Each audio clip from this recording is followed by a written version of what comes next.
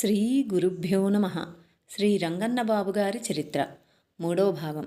5వ సంవత్సరంలో మా కుమారుని అక్షరాభ్యాసం, టైఫాయిడ్ జ్వరం వచ్చుట, శ్రీ ఆంజనేయ స్వామి వారి ద్వారా తీర్థం పంపుట 1953. 1953 సంవత్సరంలో నా కుమారునికి 5 సంవత్సరముల వయసు. పుట్టినరోజు పండుగ తర్వాత 15 రోజులకు టైఫాయిడ్ జ్వరం వచ్చింది. మొదట 21 రోజులు లంకణములు వేశాము. ఘన పదార్థం ఆహారంగా పెట్టకుండా ద్రవ పదార్థమే ఇవ్వడం, పథ్యం పెట్టగానే మరలా జ్వరం రాసాగింది. ఈ దఫా 24 రోజులు లంకణములు పెట్టాము. అప్పుడు డాక్టర్ గారు మందులు వాడుతూనే ఉన్నాం. చీరాలలో ఉన్న బాబుగారికి అబ్బాయి జ్వరం గురించి జాబు రాశాను. బాబుగారు తిరుగుటపాలో లెటర్ రాయించారు. శ్రీరామచంద్ర ప్రభువుల వారు విభూది తీర్థము ఇస్తారట. ఏమీ భయం లేదు, కంగారు పడనవసరం లేదు, ఏమీ పర్వాలేదని లెటర్ రాయించారు. ఈ లెటర్ చేరిన 4 రోజులకు రాత్రి 3 గంటలకు మేము పిల్లవాని మంచం మీదనే కూర్చొని ఉన్నాం. పిల్లవాడు నిద్రలేచి, అమ్మా నా గొంతులో నీళ్ళెందుకు పోసావు, నేనే లేచి తాగేవాణ్ణి కదా అని మరలా నిద్రపోయాడు. సరే నాయనా, ఇంకొకసారి అలాగే లేపి తాపిస్తాలే, పడుకోమన్నది. మరికొంతసేపటికి పిల్లవాడు పూర్తి మెలకువతో లేచి కూర్చుని, అమ్మా నాన్న, ఇందాక నా గొంతులో ఎవరో ఒక ఆయన నీళ్లు పోశాడు. నా మంచం చుట్టూ తిరిగి నా ఒళ్ళంతా విభూతి పూసి అట్లాగే లేచి గాలిలో పైకెళ్ళిపోయాడు. ఆయనకు చిన్న తోక కూడా ఉంది అని చెప్పాడు. శ్రీ బాబుగారు జాబు రాయించిన మాట ప్రకారం శ్రీ ఆంజనేయ స్వాముల ద్వారా తీర్థప్రసాదాలు పంపారు. తెల్లవారి నుండి పిల్లవాని జ్వరం పూర్తిగా తగ్గిపోయి మరలా రాలేదు. 1956 సంవత్సరంలో ఒక మహాత్ముని దర్శనం. ఒకరోజు మధ్యాహ్నం 3:30 గంటల కాలంలో ఒక అంధుడు భుజాన దర్భాసనం తగిలించుకుని చేత కర్ర పట్టుకుని అంగళ్ళ దగ్గర భవతి భిక్షాందేహి అని అడుగుచూ శ్రీ వక్కలగడ్డ తాతయ్య గారి కొట్టు వద్దకొస్తే వారొక పావలా ఇప్పించి పంపారు. ఆయన వెళ్ళిన 10 నిమిషాలకు శ్రీ వక్కలగడ్డ తాతయ్య గారు ఆ అంధుని మరలా పిలిపించి వారి ఊరి పేరు, భోజనం చేసిన విషయాలు అడిగారు. వారి గ్రామం ఢిల్లీ అవతల ఏదో ఊరని చెప్పారు. తాను 11 రోజులకు ఒకసారి భోంచేస్తానని, మిగిలినప్పుడు పండ్లనే ఆహారంగా తీసుకుంటానని, ఈరోజు భోంచేయాలని చెప్పారు. హోటల్కి వెళ్ళమంటే హోటల్లో కానీ ఇతరుల ఇళ్లలో కానీ భోంచేయనని, బ్రాహ్మణులు తన శాఖ వారైతే భోంచేస్తానన్నాడు.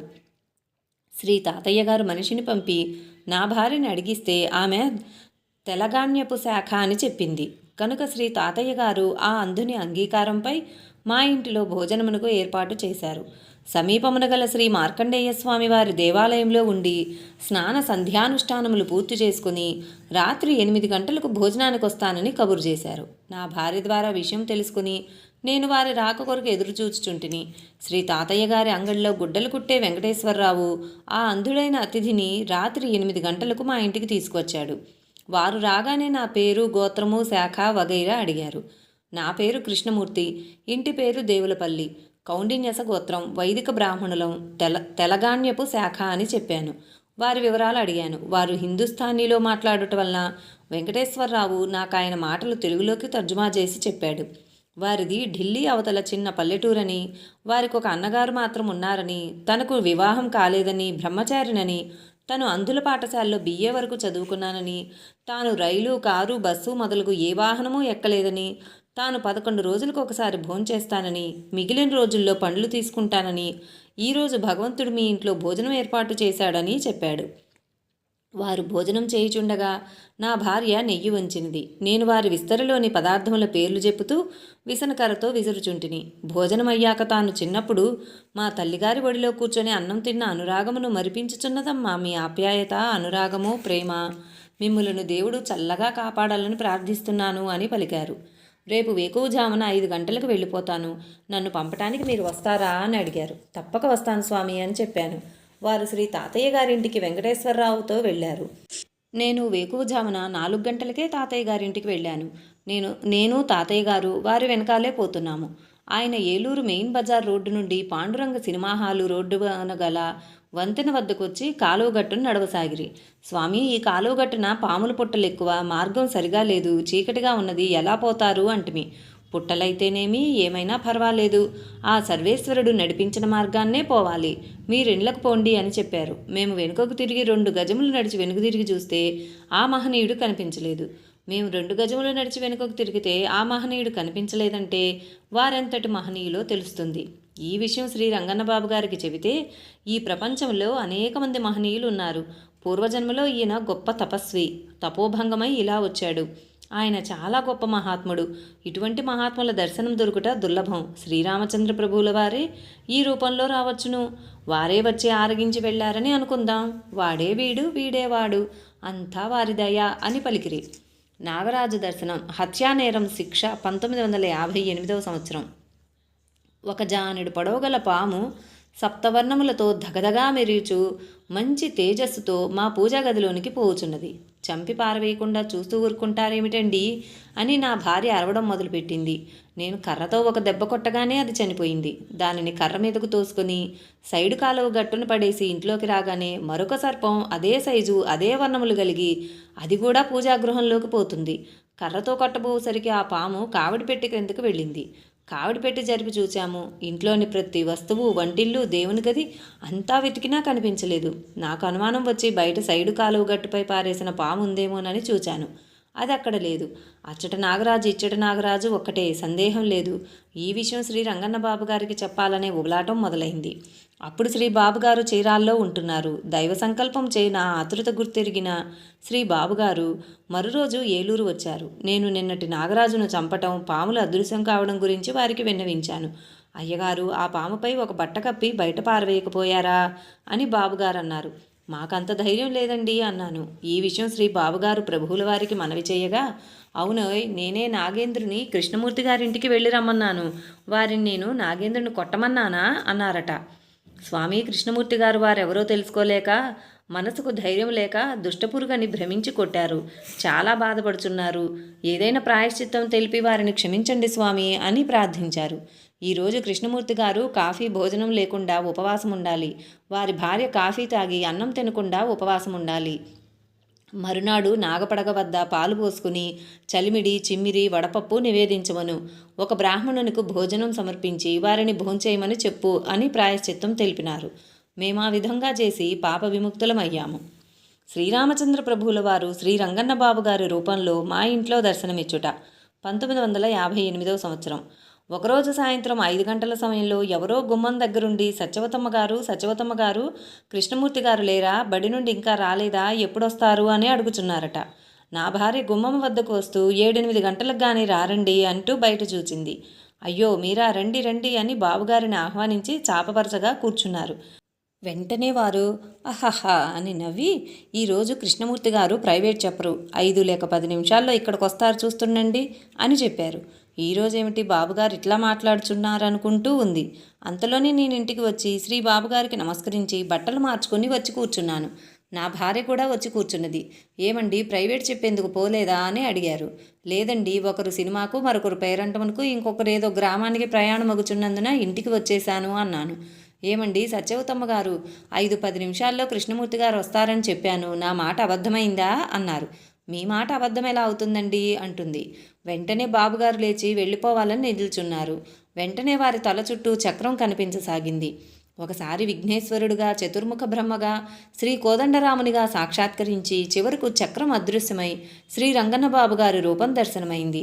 అంతట మాకు దిగ్భ్రమ కలిగి తమరెవరో చెప్పండి అనుచు పాదములు పట్టుకుని ప్రయత్నించగా చివాలున లేచి పనుంది వెళ్ళిపోవాలి అంటూ రెప్పపాటులో వీధి గుమ్మం దగ్గరకు వెళ్ళారు.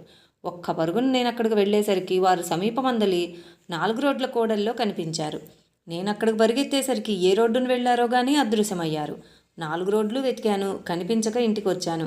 ఇంటికి రాగానే ఎప్పుడూ మమ్మల్ని అయ్యగారు, అమ్మగారు అని సంబోధించే బాబుగారు ఇప్పుడు పేర్లు పెట్టి పిలవడం గుర్తొచ్చి ఆశ్చర్యపోయారు. తెల్లవారి శ్రీ రంగన్న బాబు గారు మా ఇంటికి వస్తే, ఏమండి నిన్న 5:10 మా ఇంటికి వచ్చారా అని అడిగితే, నిన్న సాయంత్రం నేను 5 గంటల సమయంలో మీ ఇంటికి రాలేదే, ఆ సమయంలో నేను వెంకన్న కోనేరులో స్నానం చేస్తున్నాను అన్నారు. జరిగిన విషయమంతా నేను శ్రీ బాబు గారికి వివరించాను. నేను శ్రీ రామచంద్ర ప్రభువుల వారిని కనుక్కొని చెబుతాను అన్నారు. నాటి సాయంకాలం శ్రీ బాబుగారు మా ఇంటికి వచ్చి, అయ్యగారు నిన్న మీ ఇంటికి రామచంద్ర ప్రభువులే వచ్చారట, మీ ప్రాప్తం ఎంతవరకో అంతవరకే లభించిందట, మిమ్మల్ని చూచి వెడదామని అభిలాష కలిగి వచ్చారట అని చెప్పారు. అయ్యగారు ఆ రోజు నా రూపంలో శ్రీరామచంద్ర ప్రభువుల వారు 9 చోట్ల ఒకే కాలంలో దర్శనమిచ్చారట అని ఈ క్రింది వివరములు చెప్పారు. 1 శ్రీ మండా జగన్నాథరావు గారి ఫ్యాన్సీ షాపులో, 2 శ్రీ మేతే నరసింహారావు గారి మేడలో, 3 గీతాభవనంలో, 4 శ్రీ వాసుదేవాలయంలో, 5 శ్రీ జనార్దన స్వామి వారి మందిరంలో, 6 మీ ఇంటి వద్ద దివ్యదర్శనం, 7 శ్రీ భుజంగరావు గారి ఇంట్లో, 8 శ్రీ విశ్వంశెట్టి ముత్యం గారింట్లో, 9 శ్రీ ఒక్కలగడ్డ తాతయ్య గారింట్లో. నేను కాదు, శ్రీరామచంద్ర ప్రభువుల వారని వారు తన గుట్టు గుప్తంగా ఉంచేందుకే అలా చెబుతున్నారు. కానీ శ్రీ బాబుగారికి సర్వసిద్ధులు దాస్యం చేసేవి. అదే ఆ మహనీయుని గొప్పదనం. మా కుమార్తె జననం 1958వ సంవత్సరం. మా కుమారునికి 9 సంవత్సరముల వయసు. కుమారుని తర్వాత మాకు పిల్లలు కలగలేదు. నా భార్యకు మాత్రం కుమార్తె కావాలని తీరని కోరికగా ఉంది. ఒకరోజు శ్రీబాబు గారు మా ఇంటిలో ఉండగా నా కుమారుని ద్వారా అడిగించింది. నాకు చెల్లాయి కావాలి, ఆడుకునేందుకు చెల్లాయిని ఇవ్వవా అని అడిగాడు. శ్రీ బాబుగారు నవ్వుచూ, బాబు నీకు చెల్లాయి కావాలా, అడుగుతాలే అన్నారు. ఆ తర్వాత 1 సంవత్సరం గడిచింది. క్షీరాబ్ది ఏకాదశి నాడు నా భార్యను పిలిచి, అమ్మగారు ఈ బత్తాయి పండు శ్రీ సీతామహాదేవి మీకు ఇమ్మని ఇచ్చారు, మీరొక్కరే తీసుకోండి అని ఇచ్చారు. నా కుమారుని పిలిచి, బాబు నీకు చెల్లాయి కావాలన్నావుగా, చెల్లాయినిస్తాను ఆడుకుందువు గాని అని చెప్పారు. వారు ప్రసాదించిన పండు ఆరగించిన మరుసటి నెల నుండి నా భార్య గర్భం ధరించి నవమాసములు మోసి ఒక శుభ సమయంలో ఆడ శిశువును ప్రసవించింది. ఆ బిడ్డకు వెంకట సీతాకోదండరామ సుబ్బలక్ష్మి అని నామకరణం చేశాము. 4/9/1957. నా కుమార్తె బారసాల నాడు నాగపడిగ ప్రసాదించుట. మా కుమార్తె పురిటి శుద్ధి అయ్యాక దేవతార్చన భరిణి తీసి నిర్మాల్యం చేసి అందున్న శివలింగమును పూజించాను. ఆ రోజు అందులో నాగపడిగ లేదు. తెల్లవారి నిర్మాల్యం చేయుటకు భరిణి తీయుసరికి అందులో నాగపడిగ ఉన్నది. ఆనాటికి ఆ నాగపడిగను కూడా పూజించితిమి.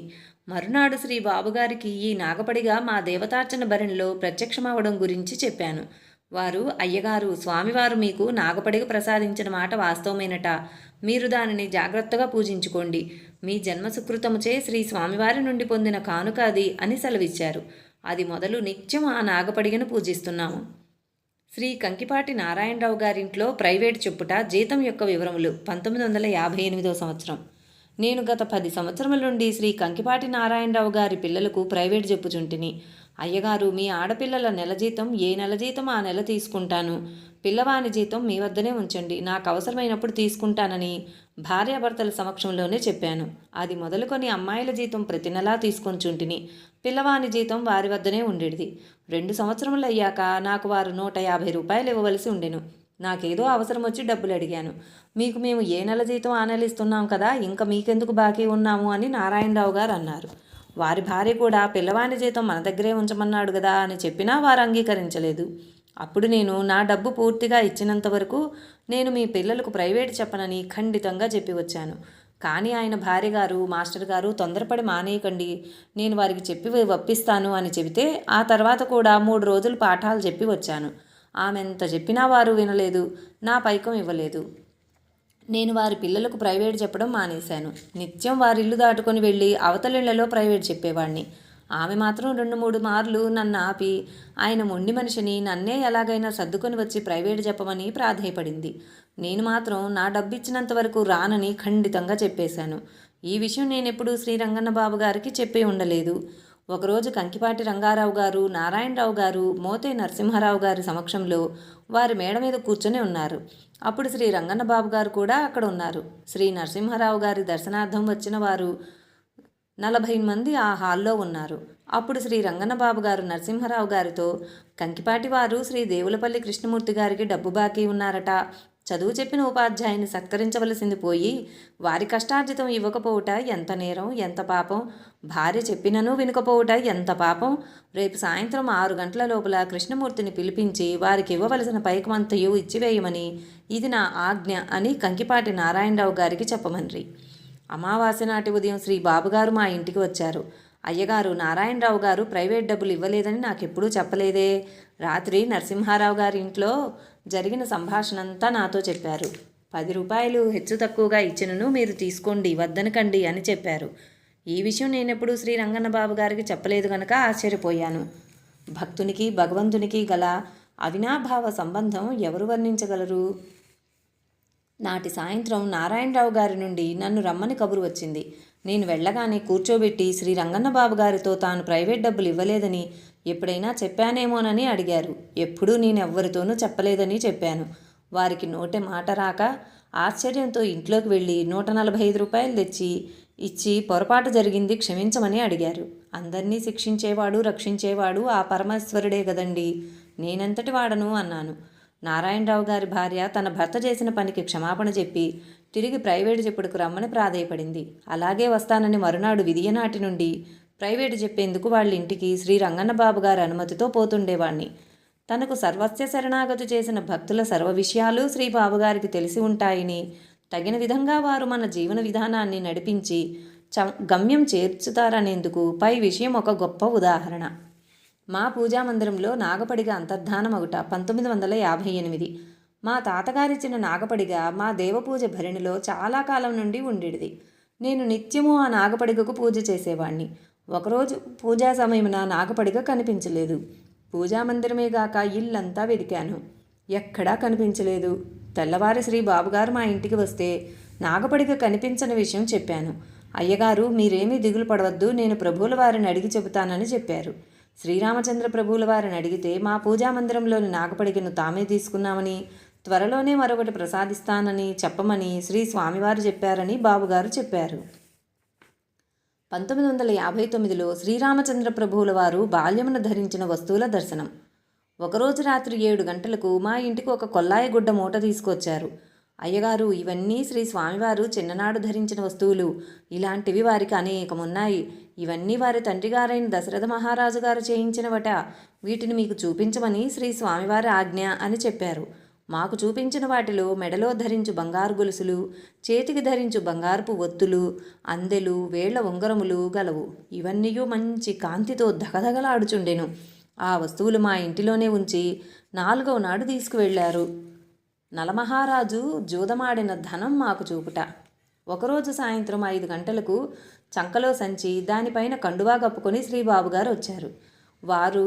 నేను చాప మీద కూర్చుంటిమి. వారు సంచిలోనున్న 5, 10, 100, 1000 రూపాయల నోట్ల కట్టలను చాప మీద గుమ్మరించారు. ఆ నోట్లకు పసుపు కుంకుమలు చల్లినట్లుంది. నోటితో ఊదితే ఎగిరిపోయేటట్లుంది. ఇదంతా నలమహారాజు జూదమాడిన దెబ్బట. ఇలాంటి డబ్బు ఇంకా చాలా ఉందట. ఇది మీకు శ్రీ స్వామివారు చూపించమన్నారు గనక తెచ్చాను అని చెప్పి 5:30 గంటలకు రైలు స్టేషన్ దగ్గరున్న వాసుదేవాలయమునకు తెమ్మని ప్రభువుల వారి ఆజ్ఞ అని చెప్పి ఆ డబ్బును సంచిలో పెట్టుకుని ఉత్తరీయం కప్పుకొని వెళ్ళారు. శివపార్వతుల నోటికి శ్రీకృష్ణుడు వెన్నపూస పెట్టుట. ఒక కృష్ణాష్టమి రోజు శ్రీ బాబుగారు మా ఇంటికి వచ్చారు. అయ్యగారు, మీ ఇంట్లో ఒక విశేషం జరిగింది గమనించారా అని అడిగారు. మమ్మల్ని మా ఇంటిలోని గోడలకు తగిలించిన పటముల దగ్గరకు తీసుకువెళ్ళి శివపార్వతుల నోటికి కరిపించిన వెన్నపూస ముద్దను చూపించారు. ఈరోజు కృష్ణాష్టమి కనుక శ్రీకృష్ణుడు శివపార్వతుల నోటికి వెన్నపూస ఉంచారు. అది మీరు తీసివేయకండి, వారే క్రమేణా ఆరగిస్తారు అని చెప్పారు. మేము ఆ వెన్నపూసను అలాగే ఉంచేశాం. దానిపైన ఈగగాని, దోమగాని, చీమగాని వాలలేదు. క్రమంగా వెన్న అదృశ్యమై వారి నోటి వద్ద మచ్చలు మాత్రమే ఉన్నాయి. వంకాయ కూర 1958 సంవత్సరం. ఒకరోజు నేను నా భార్య భోంచేశాక శ్రీ బాబుగారు ఇంటికి వచ్చారు.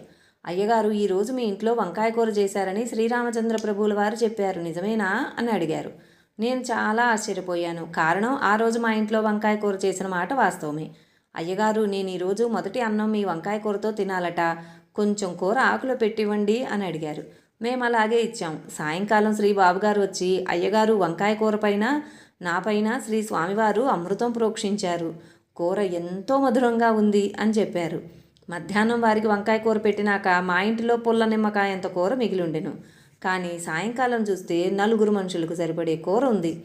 ఈ విషయం శ్రీ బాబుగారికి చెబితే, అంతా శ్రీ స్వామివారి దయ, ఆ కూర మీరు రాత్రికి భోంచేయండి అని చెప్పారు. ఇలాంటి దివ్యలీలలు ఎన్ని చేసినా ఆ మహనీయుడు శ్రీరామచంద్ర ప్రభువుల వారు చేశారని చెబుతారు కానీ తన ప్రసక్తి ఉంచనే ఉంచరు. శ్రీ మోతే నరసింహరావు గారి మేడలో నరసింహ శతక పఠనం 1960వ సంవత్సరం. ఏలూరులో శ్రీ మోతే నరసింహారావు గారనే జమీందారు ఉండేవారు. వీరు మున్సిపల్ చైర్మన్ పదవిని, మద్రాసు లెజిస్లేటివ్ కౌన్సిల్ మెంబర్గాను ఉంటూ తన పదవులను కడు సమర్థవంతంగా నిర్వహించారు.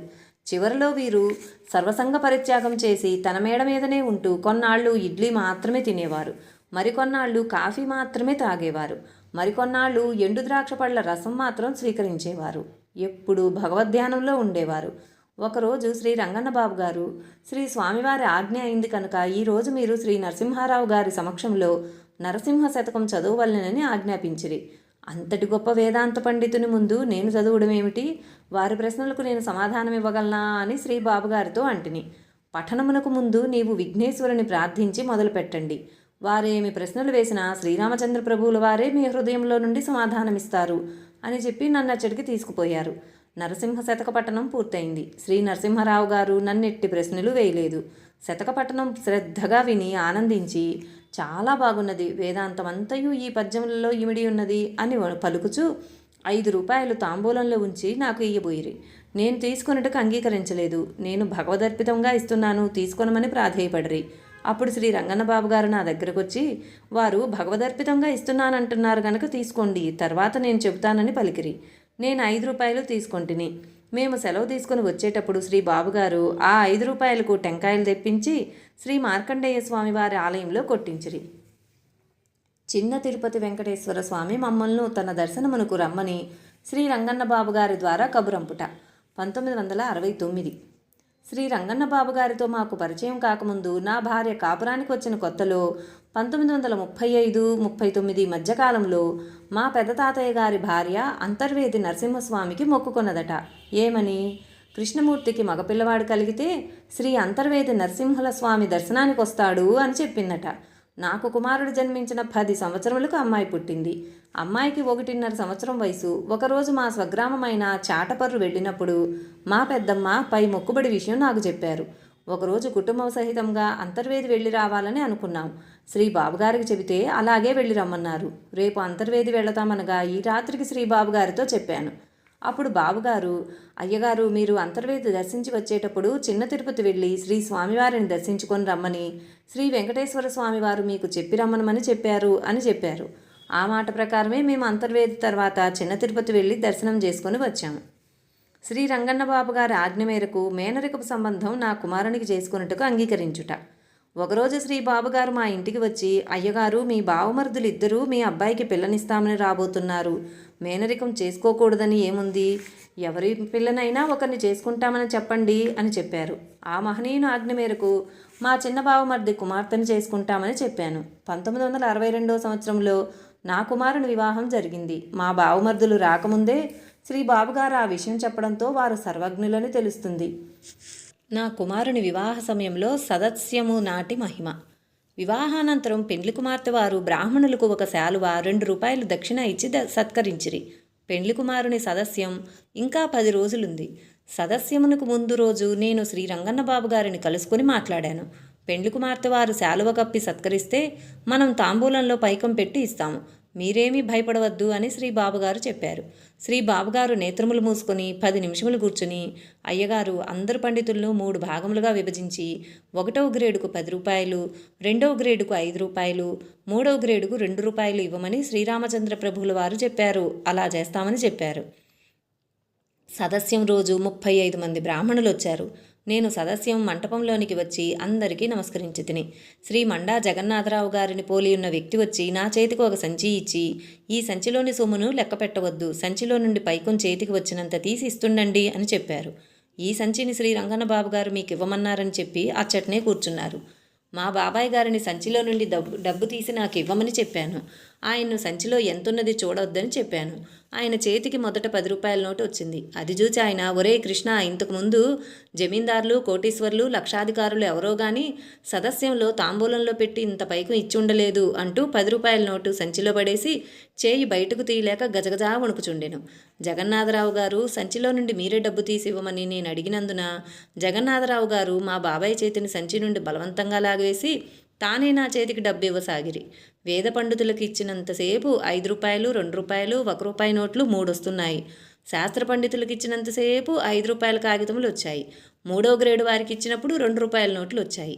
ఇంతవరకు సదస్యం రోజు జమీందారులు కానీ లక్షాధికారులు కానీ ఇంతింత డబ్బు ఎవ్వరూ ఇచ్చి ఉండలేదని ఆశ్చర్యపడి నన్ను ప్రశంసించిరి. ఇదంతయు భగవంతుని చిద్విలాసం, నాదేమీయూ లేదని చెప్పాను. సదస్యం అయ్యాక మండా జగన్నాథరావు రూపంలోనున్న వ్యక్తి సంచి తీసుకుని వెళ్ళిపోయాడు.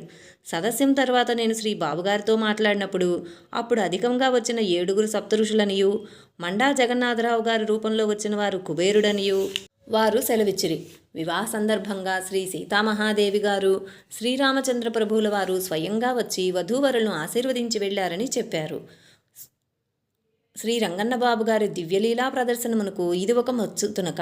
కానీ ఆ మహనీయుడు అంతా శ్రీరామచంద్ర ప్రభువులు చేసినట్లుగానే చెబుతుంటారు కానీ తన మీద ఆవగింజంత కూడా ఉంచుకొనరు. మా కుమారుని ఉపనయన కాలంలో శ్రీ సీతాదేవి వచ్చి వడ్డించుట. మా కుమారుని ఉపనయనం రోజున 3వ పంక్తికి బంధుమిత్రులు కూర్చున్నారు. అందరితో పాటు నా భార్య కూడా వడ్డించుచున్నది. ఆమె తర్వాత ఎవరో ఒక వ్యక్తి గరిట గిన్నె తీసుకుని వడ్డిస్తూ వస్తున్నట్లు ఆమెకు కనిపిస్తుంది. ఆమె గిన్నెలో ఏం తెచ్చి వడ్డిస్తుందో నా భార్యకు కనిపించలేదు. ఈ విషయం ఆమె నాకు చెప్పి ఆమె ఎవరో కొత్త వ్యక్తిగా ఉన్నారు, చూడమన్నారు. నేను వెళ్ళి చూస్తున్నాను. నేనెక్కడ చూసినా అక్కడంతా కుంకుమ గోచరిస్తుంది. మిగిలిన వారికి ఈ దృశ్యం గోచరించడం లేదు. వంటిల్లు, వసారా, పెండ్లి పందిరి ఎక్కడ చూసినా భూమి మీద కుంకుమ ఉంది. నేను ఈ విషయం శ్రీ రంగన్నబాబు గారికి విన్నవించాను. వారు మరుసటి రోజు వచ్చి, అయ్యగారు, మీ ఇంటికి శ్రీ సీతమ్మ గారే స్వయంగా వచ్చి వడ్డించారట, అది మీ అదృష్టమని పలికిరి. 1962లో భావనారాయణ గారి మేడపై జరిగిన విషయం. 23/3/1962 రాత్రి 1:34 నా కుమారుని వివాహం.